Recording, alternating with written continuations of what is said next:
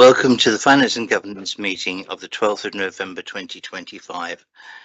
Welcome to the meeting. In the event of a fire, please follow instructions and directions to the fire exits and make your way to the assembly point adjacent to the Quick Fit building. In the interest of openness and transparency, the law permits recording and photography to report on the proceedings of a council meetings when they are open to the public. No flash photography or additional lighting should be used without prior consent. Anyone wishing to report on the meeting or anyone not wishing to be filmed or photographed should notify the clerk or the chair. The meeting will be live streamed on YouTube. Therefore, please remember to speak clearly and use your microphone. Remember to switch it off when you have finished.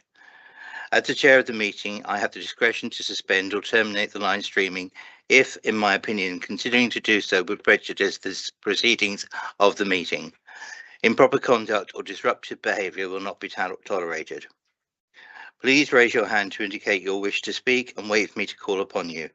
As chair of the meeting, I will determine the order in which members will be invited to speak. To ensure the efficiency of the meeting, no member may speak for more than 3 minutes on one item or more than once. Therefore, please make your points as concisely as possible. Please may I also remind you to be polite and respectful towards one another at all times. Please put your phones on silent mode and put phones away for this duration of the meeting, and adhere to the no smoking policy at this building and its grounds. The councillors in attendance today are Councillors Parker, Jones, Pearce and Brooks, and myself, Colby, in the chair of the meeting.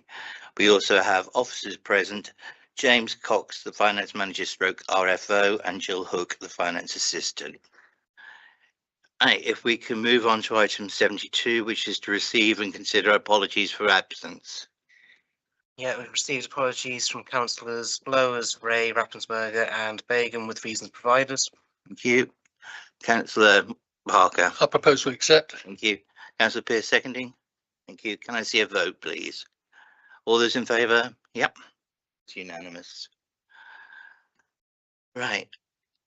Moving on to declarations of interest and dispensations. To receive declarations of disposable, pecuniary and other registrable and non-registrable interests for councillors on the items on the agenda. Has anyone got anything? Councillor Parker. It's just that item 79. I'm actually an East Suffolk councillor, and I did actually take from our locality funding an amount of money towards nature play. So I just want to raise that. I don't see it should actually interfere with my voting on the issue, but I thought I'd just declare it. You're not predetermined in any way. No, thanks. Right. Anybody else? Councillor Brooks. Having checked last minute, Graham actually took himself out of the meeting when we were discussing nature play, and I wonder why this meeting is any different. Well, the last minute stated that Councillor Councillor Parker declared he had donated money to nature play and would be leaving when we discussed that item. Right. I don't know if these are the last minutes before I'm reading. Can I just clarify that we didn't discuss the nature play application because we didn't have all the documentation. It was on the agenda, but we didn't have the supporting documentation, so we moved over it and it wasn't discussed. All I'm saying. Yeah, I heard what you're saying. Okay, James, I don't think there is a problem with it. It's out for individual councillors to decide. Yeah, because it's not actually a pecuniary interest because he's not actually getting something there. So we would leave it up to your discretion to decide. Councillor Pearce. I just have a comment to make for openness in respect to the same item. It's absolutely not an interest of any kind. I just have prior knowledge of the circumstances of the applicant, and I knew an application was coming in. Had not seen the application before it got on the agenda, had no part in its preparation, and I'm absolutely not biased. You know, I saved my comments with the scrapping of the item, but I did know an application would be coming. All right. Well, we'll see when we get to that point. If Councillor Parker feels that he's actually all right to be here, he can stay. If he feels he wants to go out of the room, it's up to him depending on what way we go on that. Right. So those are noted. There wasn't any others. 73.2 to consider written requests for dispensations for disclosable pecuniary interest and note dispensations granted. None received. Thank you. Right, if we then move on to item 74 to consider the draft minutes of the meeting on the 8th of October 25. Has anyone got anything they want to raise on it? Councillor Pearce. Just to propose that we accept them as a true and accurate record of that meeting. Thank you. Is there a seconder? Councillor Brooks? Second. Point out that there's no E in my surname. I'm sure that wasn't intentional. Okay, can I see those in favour of adopting the minutes, please? Thank you, that's unanimous. Right, if we move on to item number 75, which is the public forum, have we got anybody on the live stream or any points in advance? No, can't receive in advance and nobody on the Teams link. Thank you. Right, so item number 76 is budget and loan. 76.1 is to monitor the budget for 2025-26, including delegated committee and subcommittee budgets. Councillor Pearce. Just a comment. I mean, most of us here are on budget and loan as well, so that this is being actively monitored through budget and loan on a weekly basis. I think it has recently been decided, correct me if I'm wrong, James, or recently been recommended that with regard to the community engagement budget, 5,000 has already been moved from that to form a standalone communications budget, and the residual community engagement budget is being aligned with grants in line for the proposals for next year. And did you say something in the last few weeks about the Realtus that we're because we'd moved to use Realtus for the budgeting preparation, didn't you? And that the cost centre alignments, we were going to do them this year as well. Do you just want to update? Yeah, so I'll give a quick update on that. So moving everything over to Realtus for 26-27, we've created more accurate nominal codes and cost centres to reflect what's actually happening. Earlier this week, I moved all of the 25-26 nominal codes and cost centres over to their new codes as well. In terms of the community engagement budget, there was also a recommendation from budget and loan to move the remaining 15,000 from that budget into the grants budget for 25-26 year. Yep, Councillor Pearce. So then I propose we endorse that recommendation on the basis that there's already been a standalone comms budget set up for community related comms, and the other things that we discussed, like surveys, consultation costs and stuff like that, are separately budgeted for anyway, so there would be no implications there to align the residual community engagement budget with grants. Thank you. Got a proposal on the table. Is anyone happy to second? Councillor Parker, thank you. Can I see all those in favour, please? Oh, sorry. Just quickly note, this will be a recommendation to full council. Yeah. It's over the 10,000 limit for finance and governance. Yep. Thank you, James. All of those in favour, please. Thank you. That's unanimous. And I think I'd like to say thanks on this because it is a tremendous amount of work on the Realtus, transferring things around and setting them all up. From experience, I know how much of a pain it is. So thank you for both of you for working on that. If we now look at 76.2 is to note any bank reconciliations. There's no update. September's and October's still needs to be completed by councillors. I believe that actually at least one of those has been ill though, so there is causing a delay. Yeah. If we move on to 76.3, to receive the minutes of the budget and loan subcommittee meetings from the 8th of September to the 3rd of November. Has anyone got anything on this they wish to raise? Well, if no one's got anything to raise, I will propose that they are adopted. Is there a seconder? Thank you, Councillor Brooks. Can we see all those in favour, please? Thank you, that's unanimous.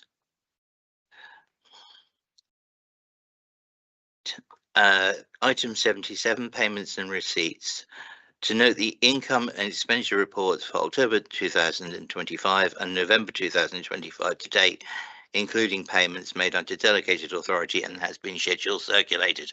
Councillor Pearce. I've read those, and just to propose that we accept them as a true and accurate record of income and expenditure for the period in question. Thank you. Is there a seconder, please? We normally approve them, I No, think. then it Yeah, doesn't hurt. Yeah. Also, thank you. Can we see all those in favour, please? Thank you, that's unanimous. 77.2, to consider any payments for approval. I believe there is one on the There list. is, yeah. Councillor Pearce. So it's from our sports development officer, I think, for £1,000 to get a survey of maintenance and cleaning requirements on the tennis and pickleball courts. I think the comparative cost to get that externally was quite a bit higher. So the proposal is to get bespoke, site-specific advice and information on the maintenance of the courts so that it can be done in-house rather than paying by a considerable factor for external to do it. I think that also aligns with the request that we made of the LTA when we partnered with them over the court upgrades, that whether we could get advice, particularly on those two upper courts at Dean's Oval, I think, and any that were particularly affected at Kensington Gardens, about maintenance of the courts that were in shade with the leaflet, because of historic problems we've had around that. So I would like to propose that we endorse the request and approve the expenditure, and that it should come from the tennis court maintenance fund, because it was established with the LTA that is not just a replenishment fund for when the courts reach end of life, but it can be used to fund maintenance costs. Thank you. Is there anyone else who wants to raise anything on this? Councillor Brooks. I suppose my only concern on this is that, do our staff have the time to do it properly, because they've got so much else on? And what I mean, because I can't open this item because it's on Word. So we're talking about what, £1,000? One-off £1,000 to seek. Hold on. Yeah, it's to actually get advice from a company who actually deal with actually the cleaning, so that actually our ground staff know how to look after them. And there's several £1,000 saving in actually doing it, which I think is really good work that Ewan has done in actually going out and sourcing the information and looking if it can be done in-house. And obviously he will have spoken to the groundskeeping team, who will have said yes or no they couldn't do it. So hopefully that's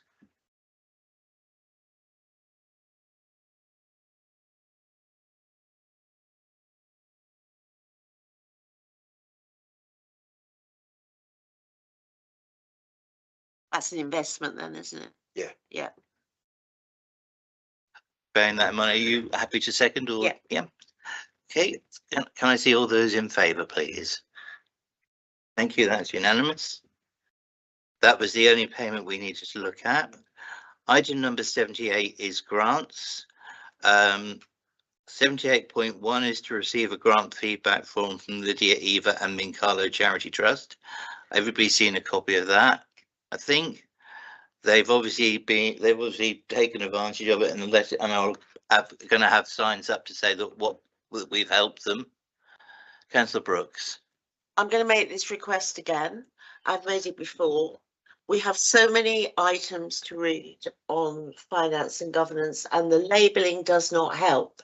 So I get fed up of clicking things open that I find are actually not what I'm looking for. What I want to know is that what I want is the grant form. I want to know which is the grant form. That for me, that's the priority. But the fact that I had to click through posters and God knows what else to find, it's just time consuming. Yeah, I mean, obviously sometimes they're numbered, but with the grants they tend to be just general, so you've got all of them have got the same number. So there was 78.5, for example, so it's just really unhelpful. Well, I would imagine that all of them, for example, like the next one is 78.2, and then that will be the grant application form, and then the other ones will actually have an A, B, C or D or something. No, like you've got what's it, the MN World Child Support is 78.1, 78.1, 78.1, 78. They're all 78.1. So if I bring in James first. Yeah, we can have a look and a rethink of how to do it, because it's all relevant to the 78.1 item. Yeah. That's why it's like that. We can If we had, We'll the- have a think, if we yeah. have the actual application form as as that Yeah, number, normally it is an order, so the Yeah. application form is the first document. but if the others had A, Yeah. B, C, or D, or sub one, if decisions would allow it, that Yeah. would actually then make it easier, possibly. But Councillor Pearce. Yeah, I mean, I don't know how you label them. I mean, I think, but obviously for everyone, we get an application, we get a copy of the Constitution or other governing document, we get an equality statement, we get a safeguarding statement. And in this, with that particular application, we've also got a like a written letter in support of it from the applicant.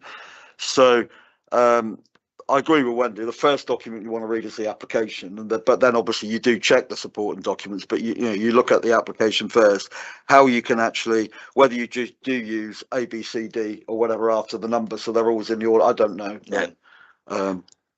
I mean, that's something that if we can actually look at that, and obviously we do need to see the things like the safeguarding and also equality policy. I think that we also have. Yeah, On I mean, there as well. ultimately they have to be read. It's just whether you want them appearing in a priority order. Right, I take that on board, and James will actually look at it, make sure we've got something looked at for the next meeting. So I think it's actually nice to see that we have got a grant feedback form, and that they are grateful for what we've actually done, and they are going to highlight the positive work that we've actually done in supporting them. So that's a nice one to actually get back, and hopefully we'll start getting more along those lines. 78.2 is MN Well Child Support CIC grant for 5,100. Has anyone got anything they want to say on this particular matter? Councillor Brooks. I mean, I'm looking at the amount they want, and I'm concerned about this. I am concerned. I'm not in favour of it. Can I just remind councillors, we are technically out of the quarterly consideration for grants, so we also need to consider whether to look at them this meeting or at next meeting as well. Yep. Councillor Pearce. Yeah, noted. I mean, we obviously rolled this one over from last month, but I've read because obviously we asked a number of questions at the last one and requested further information, and I note the response. Although I've only read it the last few days, but I think there was an offer to come and speak at the next meeting in support of it. So if this one isn't particularly urgent that it can't wait till next month, could I suggest that actually we defer a decision on it, roll it over to December, and ask the applicant to come in and speak to it and answer any questions? Thank you. Councillor Brooks. I second that proposal. Thank you. We have got a proposal and a seconder on the table. Is anyone got anything else they want to say before we move on to the vote? No? Okay, can I see all those in favour, please? Thank you, that's unanimous. And if we can invite them to come into the next meeting. I think the letter that they sent in was really a lot more clarification and help, and going on with extra information on that with a chance to talk about it will help probably. Councillor Brooks. Well, I have to say I've skipped through it quite quickly, but it does seem that the money is for staffing. I think they actually hire in people. We don't pay, but our grants are not for staffing normally. It's a different type of staffing, so I think that's where we're going to have to talk about it and look at it. And having them here to actually give to talk to it will be a bonus. I'm talking about our policy. Yeah, I think there's something got to be looked to. We don't pay for administration, but bringing in a project member of staff to deal with something for a one-off project would, I believe, fall under something we could fund. Councillor Pearce. Well, you just said what I was going to say. So yeah, we don't fund through grants. We don't fund salaries through the payroll as running costs, but we can fund. Doesn't mean we should do, but we can fund professional fees, be they consultants or freelancers, to deliver a project. So because it's for a limited period, but whether we should do in this case really depends on the outcome of the consideration next month. Okay, so we'll put that on the agenda for next month and invite them if they can come along. 78.3 is again, it's a decision to take by the council. It's outside our quarterly section, but it has been passed and asked saying that it's urgent for funding. So Councillor Pearce, I believe you want to speak on this. Yeah, I'm broadly supportive of this one. I mean, in terms of the urgency, I think it's commented in the application because we gave a grant to purchase some boxes for a previous recycling thing. I think off the back of that, it's mentioned in the application that 100,000 blister packs have been recycled, which is, you know, if you look in accordance with our objectives, and, you know, we're trying to encourage recycling, prevent things going to landfill or incineration. At the moment, it's specialist recycling, you know, through the outfit. I can't remember now, apologies, whether it's in Grimsby or Hull, but somewhere up there that they have the relationship with. So, you know, I think all I would have said in terms of the urgency is that probably before they allowed the blister packs to accumulate to the point where they've got a storage problem, they probably should have checked with us, you know, about the grant before it built up, because there's no guarantee, even in putting it on the agenda outside a cycle, that the grant would be approved. It just goes on the agenda. But I am, you know, it's for the purchase of 110 litre boxes to deal with accumulated blister packs, and because the project end date is February, presumably those that are anticipated to come in between November and February. I know from myself how much storage space 40 litre boxes takes up, never mind 15 of, you know, where each box is almost 3 times that capacity. So I have sympathy with that, and I would like to suggest that we give it consideration outside a cycle. Okay, Councillor Brooks. Well, I've got a couple of problems. One is the volume of stuff that's being collected, and the emphasis in the application on it is to pressurize manufacturers to revise their packaging. I don't see how us continually funding recycling this stuff is putting pressure on manufacturers. I just don't get that. In my head, that doesn't compute. I can't see what's being done. I do know that these blister packs are mounting up in various locations. Some haven't been collected since June. So therefore, is this scheme actually viable? There is also Boots are now recycling blister packs with a kind of payback for your about, you know, you can get it on your card and stuff. I think we should be working much harder with local chemists and people to actually collect these things, rather than, we're not talking about a pittance here. But what worries me is the fact that we seem to be supporting manufacturers continuing to use materials that can't be recycled, and that's my problem. And I know that it is mounting up all over the place. We didn't create that problem, but now we're being asked to sort it out. I think it needs much more thought in the long term. Councillor Pearce. No, we didn't create the problem, but nor did the applicant. And so at the moment we have material that is incredibly difficult to recycle, and this application is about managing the situation whilst we're dealing with the status quo. There is, I believe, I haven't read the details, so I don't know what's being proposed, but there is an item, I think, that's going forward to climate, and I think there the activity needs to be about how do we move to a more manageable and sustainable footing, and where are we going to put pressure on the people who can make the decisions to alleviate this problem. I would say that in terms of managing the status quo, in terms of viability, if off the back of the previous grant 100,000 blister packs have been recycled, I think that would point to achievement and viability, because that's 100,000 blister packs that potentially otherwise would not have been recycled and would have gone to you know, either landfill or incineration, however they would otherwise be dealt with. I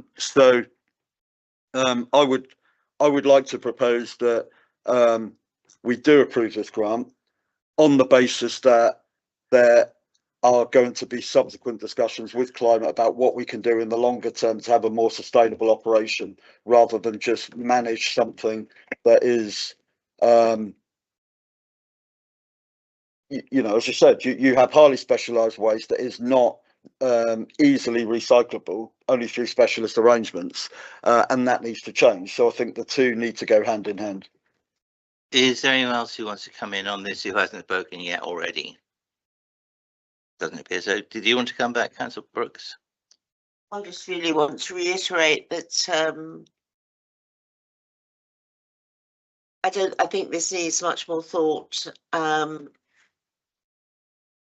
I won't be voting for it at the moment because I don't see how we are actually encouraging people to recycle by collecting their blister packs. I don't get it. I don't get how we're putting pressure on manufacturers in this way.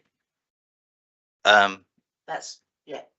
Councillor Pearce, Well- I'll just say come in on this bit and then we will go to the The vote. encouragement to recycle is that the blister packs are being recycled through this initiative. Whereas otherwise they wouldn't be unless there was an alternative outlet. So the material is being recycled, but yeah, there needs to be long-term pressure on government and manufacturers to actually alleviate the problem. I totally agree, which I think is where climate comes in.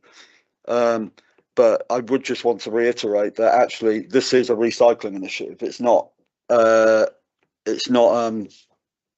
know, a landfill initiative. We just know, Well- yeah, thank you. If Can it- I I was just going to make a suggestion that if it, sorry, Leo, if it is a climate issue, then shouldn't it be going to climate? This is a grant application, so it will actually come to here. The actual policy of where the council moves forward on it is actually more of a climate thing, because the grants get here. If it was something coming in for a project, then I think it would actually we'd be waiting on recommendation from climate as to whether the funding should be looked at in response to a joint effort or something. But I think this is just to clear up this particular grant. I did say moving to a vote, but I don't, as yet we haven't got a seconder. Oh, right, thank you, Councillor Parker. Is there anything else anyone wants to raise before we move to the vote, please? No. Can I see all those in favour then, please? That's 3. Councillor Brooks, are you abstaining or against? Against, thank you. And Councillor Jones obviously isn't present for the vote. Councillor Pearce. So can I make a follow-up proposal off the back of that? That basically, in terms of the budget allocation, that we do ask climate whether it would consider funding this out of the climate thing as it is a recycling grant, but on the basis that if they don't, it will come out of the grants budget. But if they do, that it be funded from there and that be put to the committee for consideration because it's their call. It's a delegated budget. James has got that down for that to go in. Councillor Brooks. I did request that the next climate meeting, which is on Monday, actually has an item so we can consider recycling in the round rather than just as individual items. I haven't checked I've checked the draft. I can't remember if it's on there or not. Okay, right, that is all the grant ones done, and I don't think we need to do it. It's an admin thing that will actually go across to them because I think it would be because I think it should probably be a formal proposal because it's a change in the use of budget from what would normally happen. Right, And okay. also on the basis that if they say no, it's because the decision made that we fund it regardless, it comes out of the grant fund. Yeah. So the fallback position. Okay, well, in that case, I will second your proposal. Can we see those in favour of that? That's 3. Those against, thank you. And obviously you weren't in the room for the discussion, Jen. So on that one, I know that we are currently running over the budget and we're using reserves. Can you let us know at the next meeting? Because obviously that's quarterly one, I think, of what we've actually got left in reserve at that point. Yep. Thank you. Item number 79 is sponsorships. Comment on that for the benefit of anyone's listening. Yeah, we're using reserves, but we're using a grant reserve. So Yeah. it's a reserve that's not there for anything else. And also off the back of the recommendation to full council by using the residual community engagement budget, that would bring 14,000 into the framework at James, if approved. Thereabouts. 1,000, I believe. Okay. Yeah, thank you. Councillor Brooks, you put your hand up. No, all right. Oh, sorry. Okay, so we're going on to sponsorships. We've got 3 sponsorship requests. And I don't know how councillors want to actually deal with these. Obviously, at this particular moment in time, we haven't got a sponsorship project proposal that's been drawn up to how we deal with it. But I believe there was a full council decision that we would look at this. Councillor Pearce. Yeah, just to say that sponsorships to date, because we've only been doing them, I think, in the last sort of 2 to 3 years. I think the cricket club, which is the first one on here, I think was the first formal sponsorship we ever did. So it's we've had a 2 or 3 year sponsorship, and they've now requested renewal, I believe.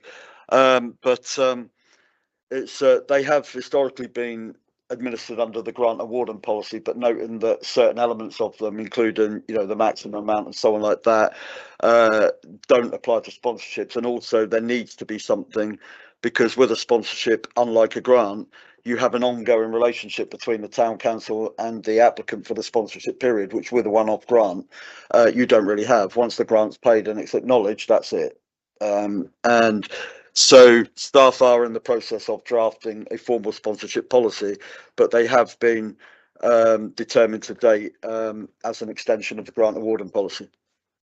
Thank you for the clarification. Councillor Brooks. I'd like to suggest, because I believe the next standing orders meeting, we are actually going to be looking at sponsorship.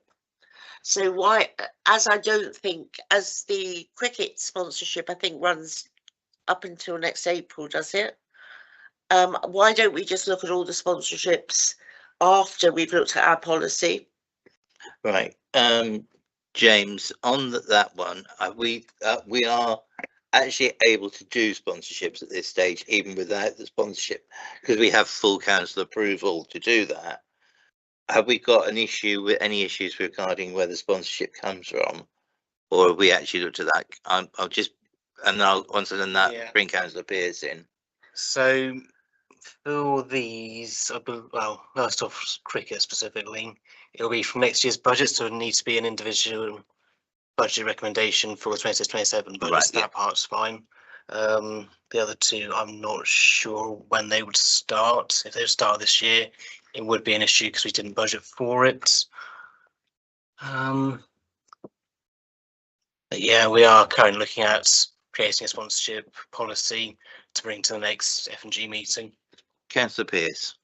So both 79.1 and 79.2 are existing sponsorships. So the first one has come to an end and they're seeking renewal.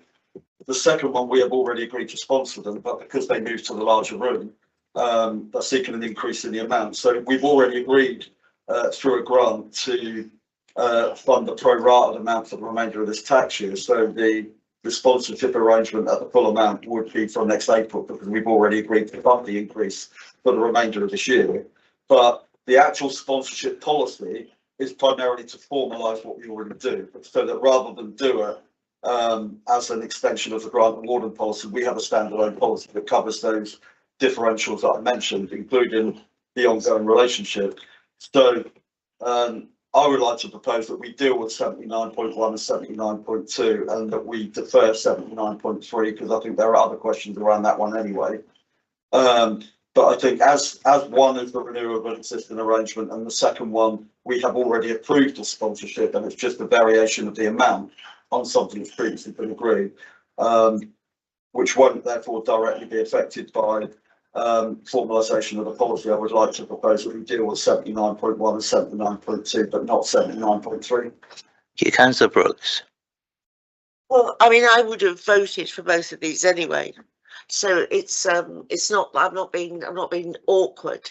I was just wondering if there was any, if we could wait, but it doesn't, those two, they are ongoing. Both of them do fabulous work in the community that we know of. So if Anne is proposing that we let these people know that we will be continuing to sponsor them the next year, then I'll second it. Well, I think we need a formal resolution on each of them, but Yeah. I think if we go to consideration, and I think deal with 79.3, because I think apart from the sponsorship policy, there's probably a couple of other things I want to say about 79.3. About I'm not proposing that we approve 79.3. No. Through the chair, please, councillors. Okay. Sorry. So could I suggest that we deal with 79.1 and 79.2, and then when we get to 79.3, then consider, apart from waiting for the sponsorship policy, whether there's anything specific about this application, you know, whether it's that people just don't want it, whether it's people want further information, further clarification, whatever, but that we deal with that when we get to that item rather than under general sponsorship considerations. Yep, that sounds to me, we basically will actually 79.1 and 79.2, if they are either agreed or disagreed today, they will actually help the budgeting process, which we're in the middle of at the moment. So it would be sensible to actually have a steer on those. So if we do 79.1 first, Councillor Pearce. So as this is, I think this is our oldest formal sponsorship. We've had the initial sponsorship period, so they're seeking renewal. I think they're a good partner, reputable partner. I think it's been a very productive sponsorship arrangement. Noting that although it says £6,000, that's a cumulative thing over 2 years. It's £3,000 per annum. And I think James has just clarified that the sponsorship ends at the end of the financial year, is it? So there's no pro-rated amount to consider for this year. So on that basis, that we're not considering any expenditure this year, it's renewal from the next financial year. I would like to propose that we approve the sponsorship arrangement for the 26-27 and 27-28 seasons at £3,000 per annum. I must admit, I was happy when I actually saw it go through, because I read the document from them and looked at it and went, who's this from? Because it wasn't until like halfway through that I actually realised it was a cricket club, because I think it didn't have the name cricket club on their paperwork, but it didn't on the application, obviously. But I think it's a good deal that actually is happening, and we've seen since the use of the oval went free, there has been an increase in the number of young people who are actually playing and getting involved, which is always a good thing. So we've got a proposal. Is anyone happy to second? Councillor Brooks. Can we see all those in favour of it then, please? That's unanimous. If we move on to 79.2, this is, as I think, as Councillor Pearce said, is actually a move on from the previous grant we've already given them, which is adding, because they've got increased room charge fees. I would think this is something that there shouldn't be an issue in looking at. Councillor Brooks. I don't have an issue with it, but I think it's an increase in rent rather than an increase in room size, isn't it? It's both, I believe. Both, they moved into a bigger room. Given who the landlords are, seems a bit mean, but yes, I propose that we approve this. Thank you, Councillor Pearce. Yeah, it is both. It's the venue hire, but the increase in venue hire from the original amount to the new amount has been caused by the fact that they've gone into a larger room to be able to deal with the increased footfall, the increased usage.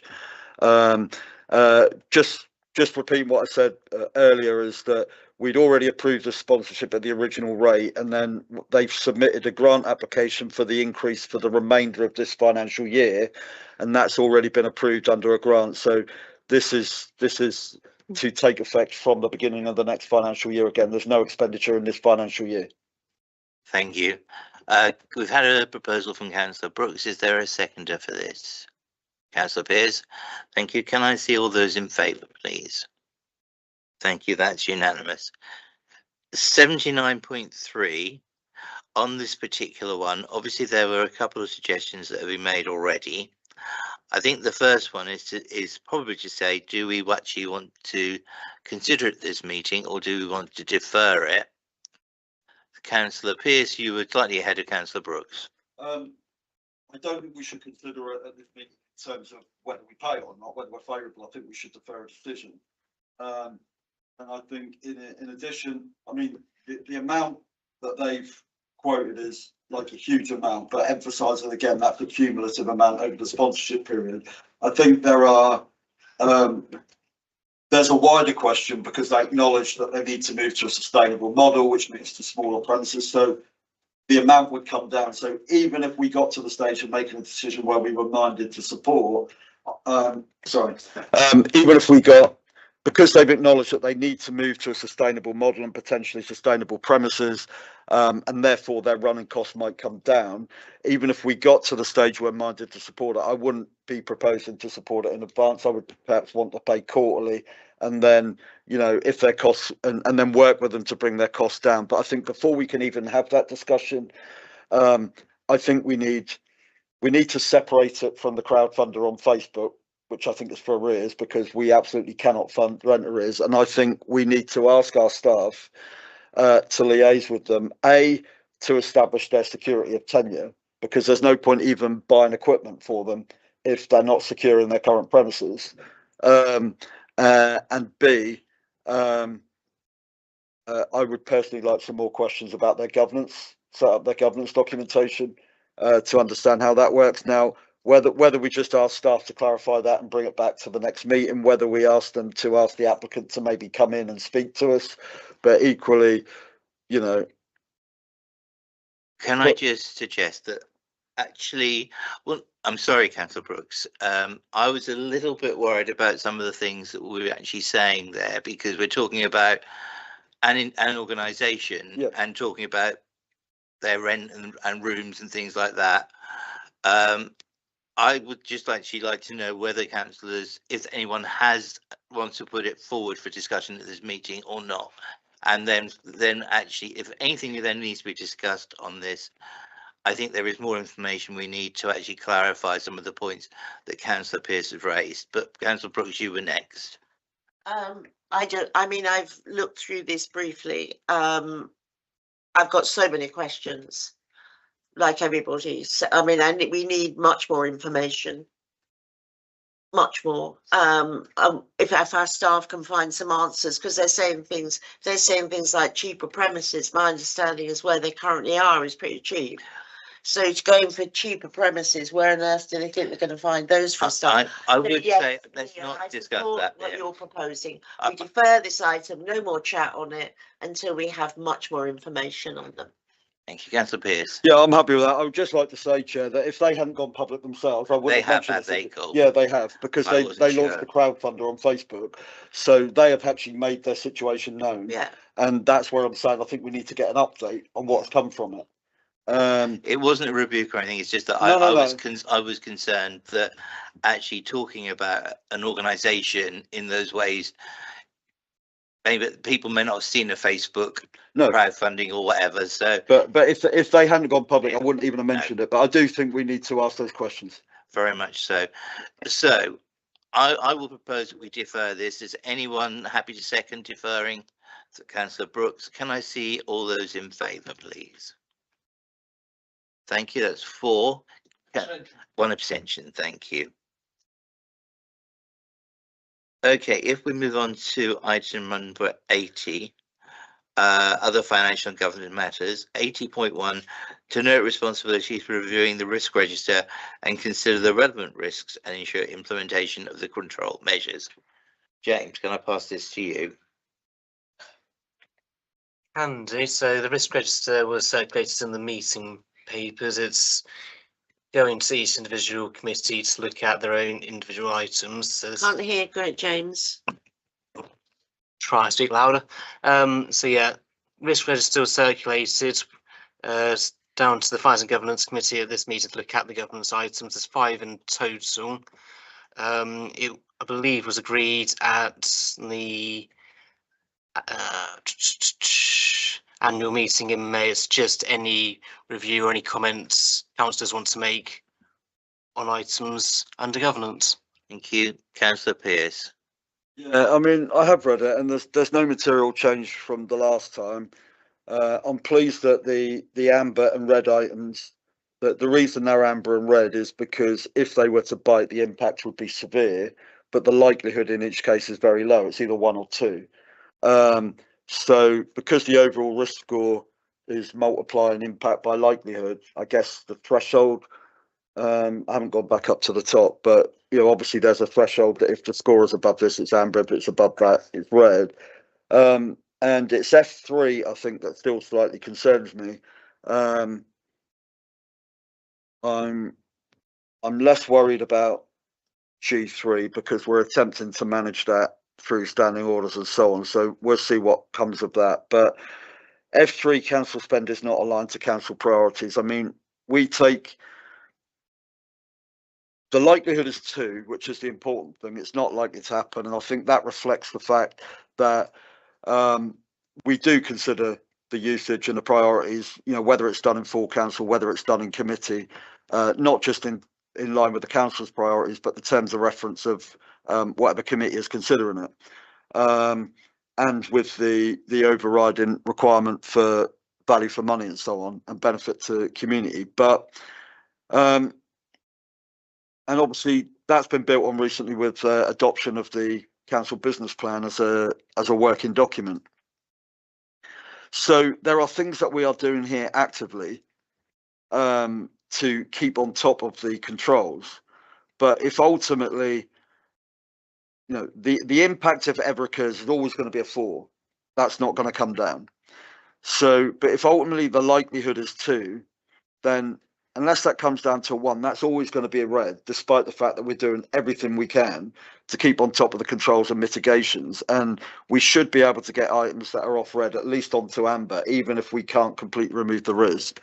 And I probably would like some discussion about how we do that here, because I don't really know what more we can do at the moment, because it is being actively monitored and the business plan is mentioned. So and the outcome of the last business plan meeting was that we have to treat it as a living document, and that we will seek to put it on agendas, and it will be reviewed on a quarterly basis. So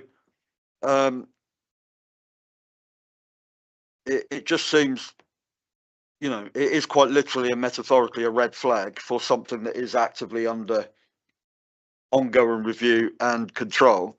And in that context, you know, I think the RAG status should probably be amber rather than red, because we're doing everything we can do at the moment.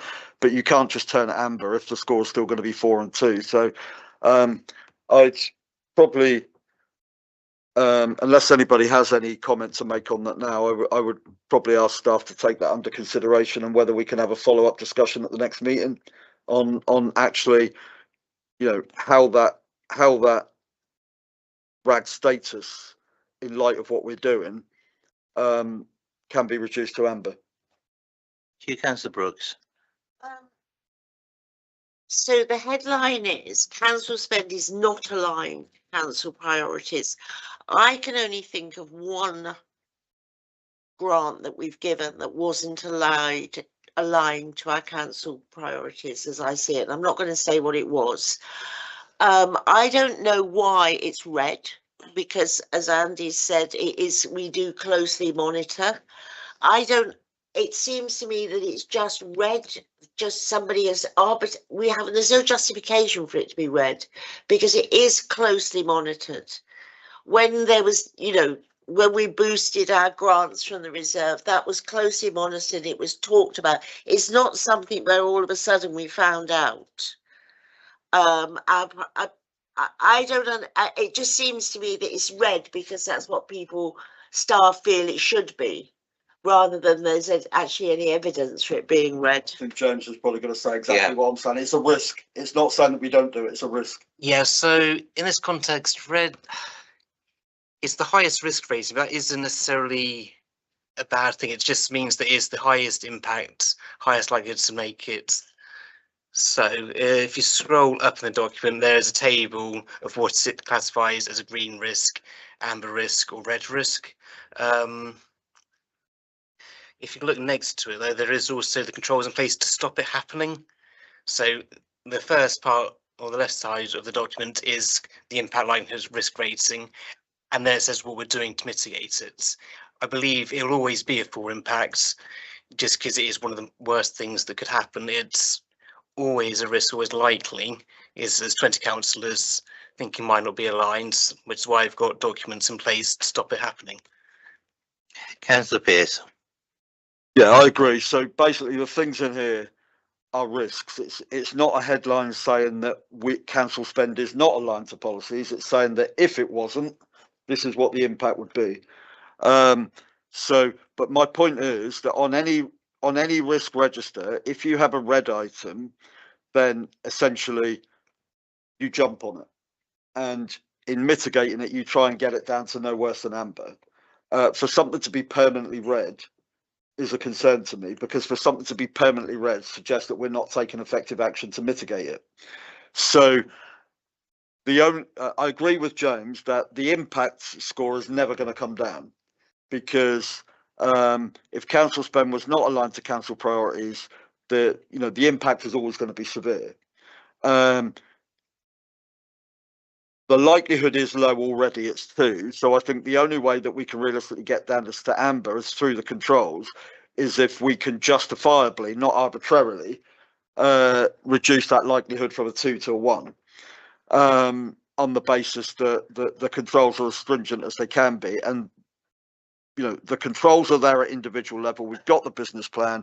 I think the only thing that we need to do now the business plan has been adopted as a working document that essentially has been a recommendation from Karen, but has not yet gone to council for consideration, is with the business plan, in the same way as with the risk management plan, different risks are delegated to different committees to oversee, although full council takes overall responsibility.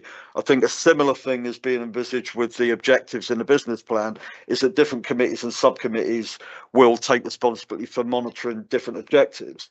That was the recommendation from the implementation meeting, I think, which is going forward. But I think it is because we've been exhorted to treat it as a living document, to review it, to challenge it, to update it, to keep it constantly current. Karen was suggesting that actually, however it is delegated, it is then reviewed quarterly. So it doesn't get out of date within months of being adopted. So I think the controls are there. I would like to propose a recommendation to in the context of the controls of risk F3, that we propose a recommendation to full council, that following adoption of the 3-year business plan as a working document, we take the recommendation from Karen that this is treated as a living document, and that this is put on relevant agendas on a quarterly basis to the business plan, this is to review and keep current. And obviously if Karen, because that was a verbal recommendation at the implementation meeting, so if she can put a paper to that effect to full council so that all councillors can see it and comment on it, and not have to take the word of one councillor that she said that, because it needs to be a recommendation from her, it's not a recommendation from me. Then if full council is minded to do that, and then the review action on the business plan is agreed by full council, then I would then like this to come back the following month to understand whether that additional control would enable the likelihood rating of F3 to be reduced from a 2 to a 1, or whether staff feel it's still a 2. Okay, Councillor Brooks. Well, I'm sorry, I didn't accept what James said, because the worst case scenario, if we were to breach financial regulations, that would be a red risk. Yeah. Like the chances of us doing it, it's possible, it could happen. And that seems to be the only argument you're giving for why council spend is not aligned to council priorities. Yes, it's a red risk if we did. So all of these are if we did. And if we don't, if we are actually putting stuff in place to stop these things happening or reduce the risk of them happening, then the colour should come down. Do you mind if I? Yep. So the risk rating is, I believe, calculated before the controls are in place. So it's red left to right. The impact, the likelihood of 4 and 2 creates a risk rating of reds. We've got controls in place to mitigate it happening, which there might be an argument then for a new column after it for a new impact, new likelihoods after the controls in place, which then give a lower risk rating. But I think looking at the document, the risk rating is purely if there was no controls in place, or before the controls in place are considered. No, I'm going to come in here quickly on something. I think it is extremely strange to actually have a risk rating that then does not get mitigated by the actions that are being taken for it. Yeah. because then you're never going to actually see whether you are actually doing all that you could do to solve it. So that is probably something that needs to go on to be discussed as an item. Probably, I don't know if it would be an F&G to full council to amend the risk register to have an extra column that actually does say that with mitigation what the outcome would be. Councillor Pearce. Yes, I agree. So, I mean, there's two things there. I mean, I've been involved with risk registers professionally. We use them elsewhere on this council with the project, with the two capital projects. So I totally accept that the initial risk score is calculated before any mitigations are in place. I totally accept that. But once you have an item that is red, we then have a responsibility that we need to jump on that and we need to do everything we can to bring it down. And that is where the controls in place come in. And the controls in place should be designed to mitigate the risk. Now, you can't reduce the impact of it happening if it happens. So the only thing realistically that, well, you could do with some other risks, but potentially not with this one. Although I agree with Wendy that the impact if it happened, it would depend on the nature of it not being aligned. If it was an individual grant, that's not a strategic thing. That would be unlikely to have a 4 impact. So the 4 there is very much dependent on the type of spend that we're talking about. But certainly if it was strategic spend, it could well be a 4. And I think that rating is fair. The area I think we need to target is the likelihood, which is already a 2, and the controls in place need to be designed to, can we bring that 2 down from a 1 through a combination of stringent controls? The mitigations in place there are already quite substantial. The only thing that I mentioned, which is why I made my proposal, because it came from Karen at OCR Consulting out the implementation meeting, it has not yet gone forward to council for consideration, is that now the 3-year business plan has been adopted as a working document, it needs to be implemented. And she has recommended that we treat it as a living document. There are objectives in there that are owned by different committees and subcommittees. There's nothing that's just owned by one, but different risks and objectives play into some committees and subcommittees more than others. But that between them, it goes on relevant agendas for quarterly monitoring to ensure that it's treated as a living document and monitored. And that therefore reinforces the last mitigation, because it says 3-year business plan in development and we'll set out forecast spend against priorities. Well, the 3-year business plan has been adopted as a working document. So it's now no longer in development, it's pending implementation. And that is the implementation recommendation from the author of the document. So that is why I've made the proposal that in light with those mitigations, we send that recommendation from OCR Consultant to full council to that it is the business plan is treated as a living document and that it is monitored on a quarterly basis by the relevant committees. And then if full council resolve to agree that recommendation, that this specific risk comes back to full council in December to understand whether that additional mitigation would allow reduction of the likelihood of risk F3 from a 2 to a 1. Yep, I fully understand that, Councillor Pearce. The issue I've got on this at the moment is this is to note and consider relevant risks and ensure implementation of the control measures, but it talks about risk numbers G1 to G5 on the agenda, and you're looking at and we're looking at F3, so technically it isn't actually an agenda item. Now obviously on full council it will be as a whole an item. So can we actually just administratively make sure that goes on as a discussion point onto the full council agenda? Can do, yeah. Councillor Pearce, sorry.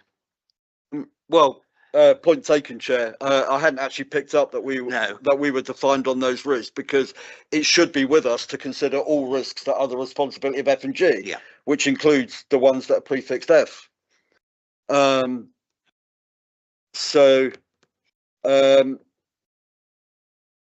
Regardless, then I will then say because I'm not proposing any immediate action, I would still propose that that implementation recommendation goes on full council, and that this comes back in December so that we can consider the Yeah. risks. Which is what I was asking, if we can at actually look December. at that. So however you word it, but I think there is a responsibility under mitigations that we need to look at whether the mitigations that we put in place, the controls and mitigations, can actually reduce the RAG status. Are council happy that if we actually, that we go away and James will have a word with Taylor and Sarah to actually get the wording onto the full council agenda to actually raise the risk that Andy has actually said, and whether we can actually look at mitigating actions and a new column there, that can be discussed as part of a paper or something that will go there, and that any discussion that look at the at that come back to the next meeting, and we look at whether it is just GI1 to G5, or whether the F and any other ones throughout the document are applicable to finance and governance that aren't covered elsewhere. Yes, just picking on that slide, I believe that the F1 to F9 risks were looked at our previous meeting. All right. Okay. Right. But So, and we're only going to deal with them quarterly, so that's we're breaking it down as to which one governs Yeah. each month.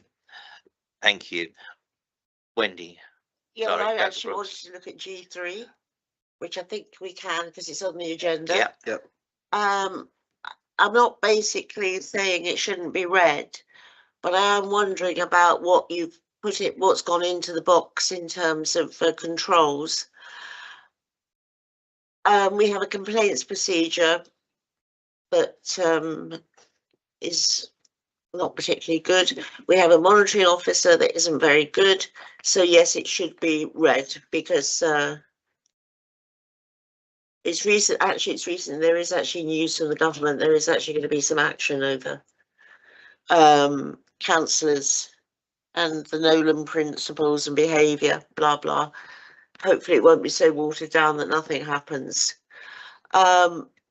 Anyway, so yes, but it does seem, but I'm not too sure why that is read, but the breach of standing orders, which I would have thought was a similar thing, is amber, Right. Councillor Pearce. which is G1. Right. Well, the difference there is in the risk ratings, because they've both got a severity of 3 if they happen, but the breach of the code of conduct has got a likelihood of 3, and the breach of standing orders has got a likelihood of 2. That's only on the basis that, you know, we have agreed to take affirmative action to enforce the implementation of standing orders, and that is in progress. The effects of it are TBC, but action has been taken there.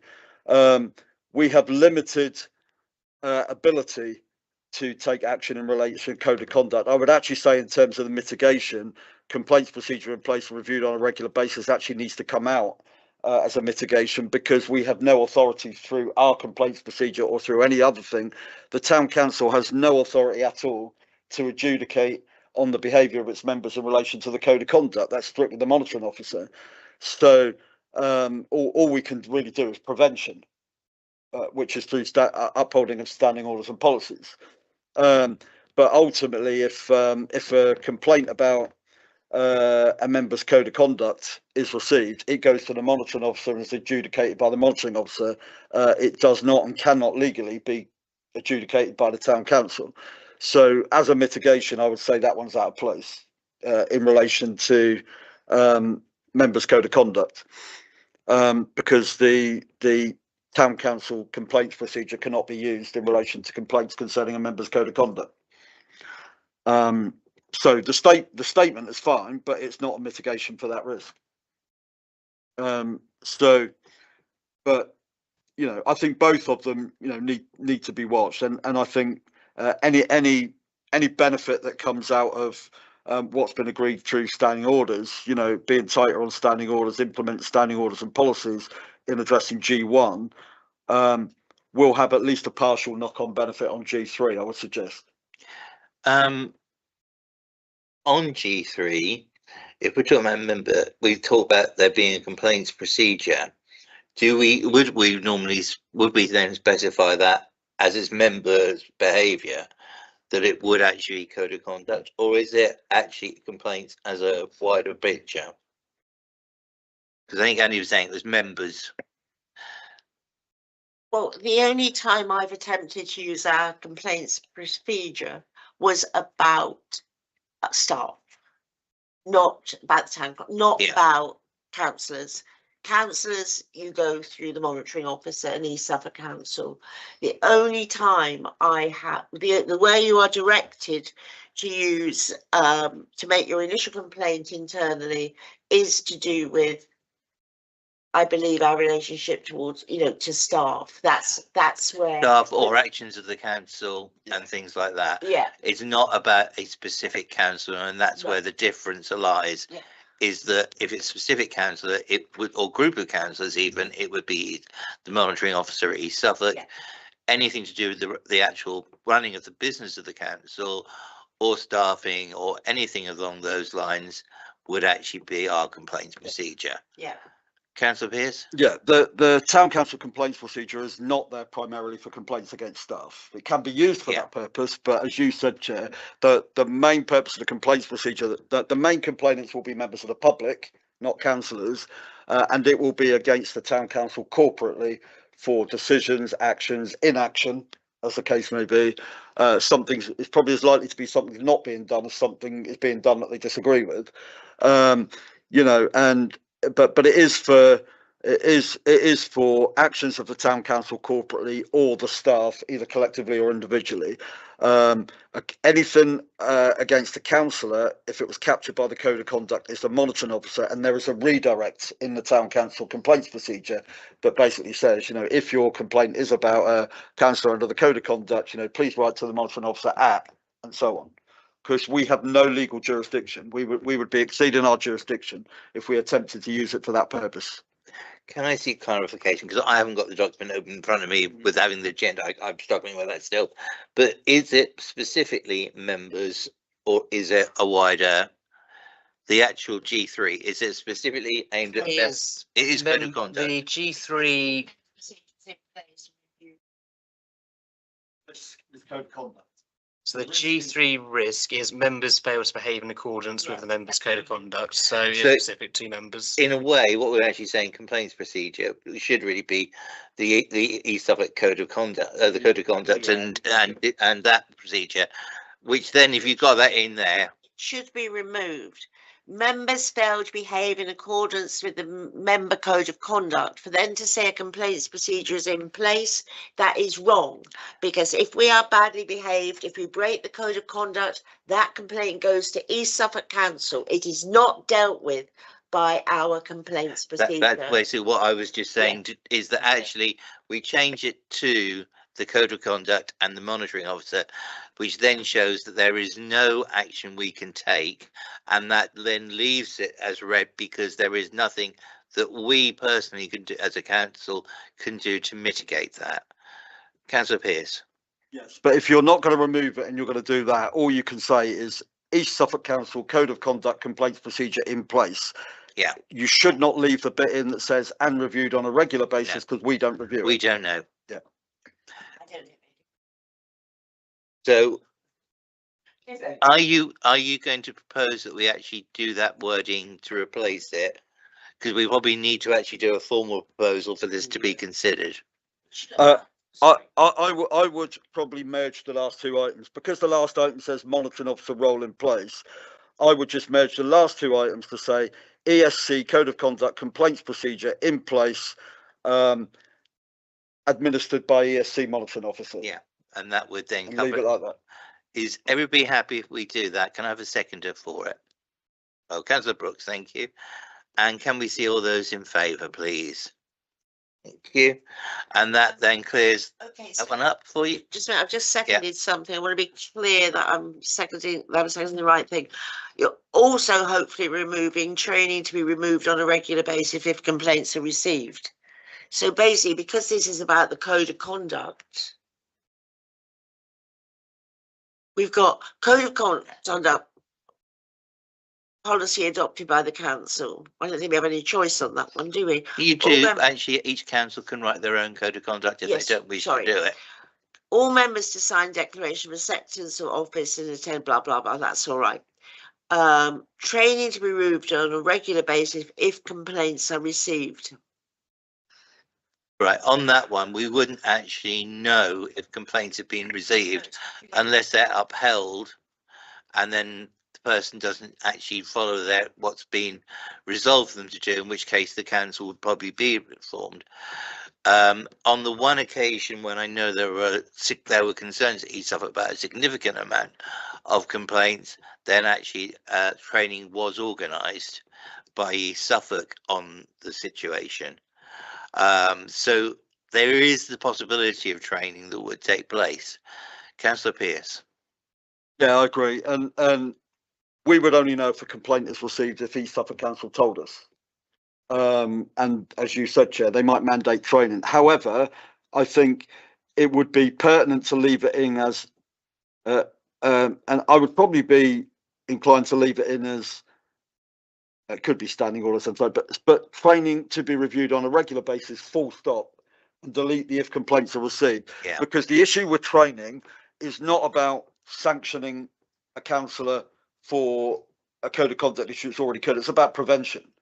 If some code of conduct complaints or some code of conduct situations are happening through lack of training, then training to increase awareness might be a preventative measure that reduces the incidence of code of conduct complaints in the future. So I think it is valid to say training to be reviewed on a regular basis as a preventative measure, full stop. Does that clear things up for you, Councillor Brooks? I mean, I think the whole thing really, and I'm not even sure it should be there. I wonder if we just can delete the whole of G3 and just put it in with G1. I think it is an individual area and it is a risk that the council has to consider. Therefore, it should remain as something that's there. I think I would actually be quite happy to second what Councillor Pearce has actually proposed, is that relevant training is done on a regular basis and is reviewed in line with other training policies. And delete the rest of it. So the last sentence will read, training to be reviewed on a regular basis. What I had suggested was as a preventative measure. As a preventative measure. But remove the bit that says if complaints are received. Yeah. Okay, right. You've actually made that proposal. I've seconded it. Councillor Parker. Just got a general question. Just so I got an understanding of this risk register. As I see it, KPIs was input into that risk register. Have we actually, as a council, agreed a set of KPIs to input into that process? Councillor Pearce. It's part of the business plan, Graham. So I suggest that you read the draft business plan ahead of full council, because key performance indicators to achieve the council's objectives are built into that business plan. Right. Okay. So can I just come back? So would that information be available for us to view? Yes, in the draft business plan. Right. Okay. Thank you for that clarification. So we've got Councillor Pearce's amended wording, and you've got that down. I've seconded it. I see all those in favour? Thank you. That's unanimous. Right. So that was actually G1 to G5. Is there anything else on those particular ones, Councillor Pearce? So Just picking up on the last one, because you said I hadn't appreciated until James said that the different financial risks, the Fs and Gs, are reviewed on different cycles. So all I want to say in the previous one is, if that recommendation around implementation of the business plan is approved, about treating it as a living document, reviewing quarterly and then coming back to review F3 and see whether that would warrant the likelihood rating reducing from a 2 to a 1. It needn't come back in December. If it can just come back on the next date when the F risks are due to be reviewed. Which is probably January. It was discussed last month. Yeah. So, I mean, are you happy for that to come back? And it's going to go to full council to consider having some column that actually shows what the mitigation result is. So, bearing that in mind, are you happy that it comes back in January, as you're suggesting, and we'll work that one through? So, if we move on to 80.2, to appoint new members of the Budget and Loan Subcommittee, I believe we've got some people who are actually willing to become onto it. Yeah, it has a email in from Councillor Ray requesting to join the subcommittee. I think that Councillor Ray has got a relevant background that will be helpful for us, and having an additional member on there, even though we're coming to the end of the initial stage of it, we'll then be getting into the nitty gritty of actually looking at where all those figures go out to and how they all add up and everything. To have an extra number person on there will be beneficial. So I will propose that she comes on. Councillor Pearce. Thank Second. you. Can I see all of those in favour then, please? Thank you. That is approved. So 80.3 is to receive the minutes of the Standing Orders Policy Subcommittee meetings on the 21st of October 2025 and the 5th of November 2025. This is a note one, isn't it? Basically, because we can't really approve them because it is a subcommittee. And 80.4 is to receive recommendations from the Standing Orders and Policy Subcommittee on the following policies, which is 1, standing orders, 2, financial regulations, 3, grant awarding, 4, sponsorship and advertising, 5, infrastructure and investment, and 6, investment policy. I have a feeling that we only actually did 2 of those, which was the standing orders and financial regs. I think we also did grants. Yeah, we did grants. We didn't do sponsorship, we didn't do infrastructure, We did do the last two. Did we? Yeah. Yep, okay. Infrastructure and investment is the policy that governs how we spend the SIL and Section 106 Yeah. money. We agreed to adopt that unaltered And yes, we did look at the investment policy because obviously there was in an connection with the reinvestment of, Yeah. of the town hall. yeah, we did actually go through. It So was the- just the sponsorship and advertising, which is the one the staff are looking at. No, it isn't. Oh no, because sponsorship and advertising is the existing policy, but there's a new policy Yeah. that looks at us giving sponsorship as opposed to receiving it. Yeah, sponsorship and advertising is Yeah. a long-standing policy where we are the recipients of sponsorship. Yeah, my apologies on the And confusion and I there. believe that was also resolved to adopt that unaltered. I believe it was, yes. So if I think most of us who were present at standing orders and policies are here today, so did anyone have an objection if we take these on block? That's what I was about to ask. Are you, is anyone objecting to having one block? Well, people know I still have issues over the standing orders document. I'm still not happy with it. I'm happy to take all the others, but I'm not voting for the standing orders one. That's But I fair vote enough. for all the others. I'm happy to take the standing orders as a standalone one, and then if everybody's happy to take that.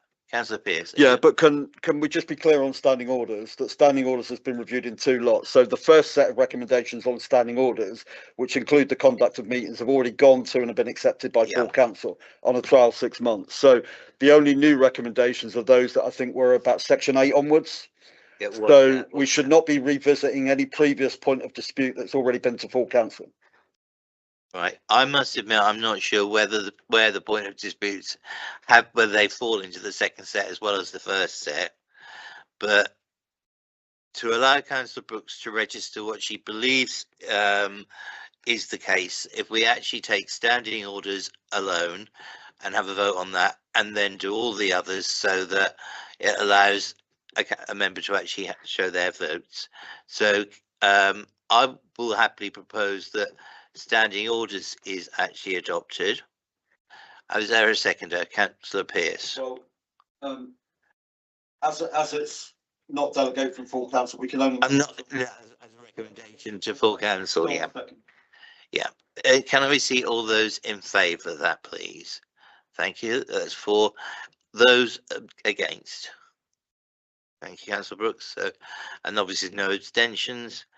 If we now take financial regs, grant awarding, sponsorship and advertising, infrastructure and investment policy as a block, can I see, I will again propose that we actually recommend them to full council.